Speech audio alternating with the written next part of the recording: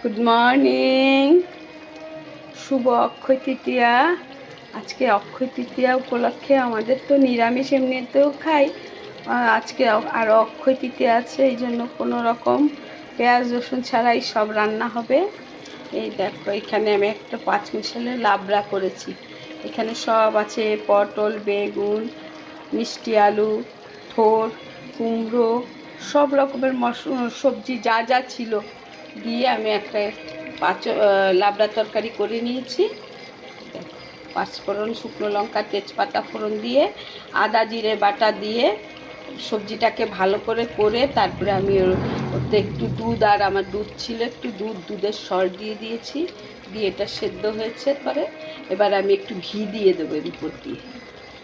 বাস, তাহলে আমার লাবড়ার তরকারিটা হয়ে যাবে। এক এক দিন বন্ধুরা এক এক দিন এক এক রকমভাবে তৈরি করি।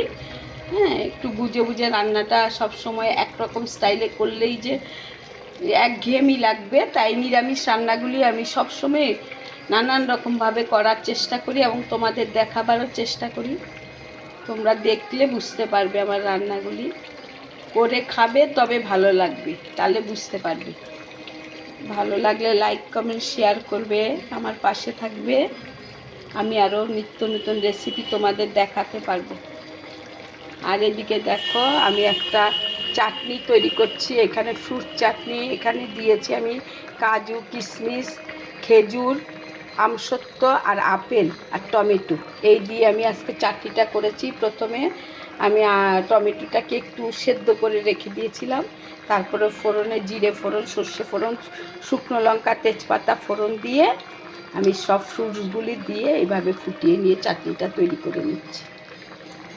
এইভাবে চাটনিটা করলে না খেতে খুব ভালো লাগে। এখানে খেজুর দিয়েছি মিষ্টির জন্য, আর অল্প একটু খেজুরের গুড় দিয়েছি, চিনি দেইনি কারণ খুব একটা মিষ্টি আমরা তো খাই না, সেই জন্য। তোমরা চিনি দিতে পারো, চিনি দিলেও আরও ভালো লাগবে। দেখো, আমার চাটনিটা হয়ে এসছে, এবার নামিয়ে নেব।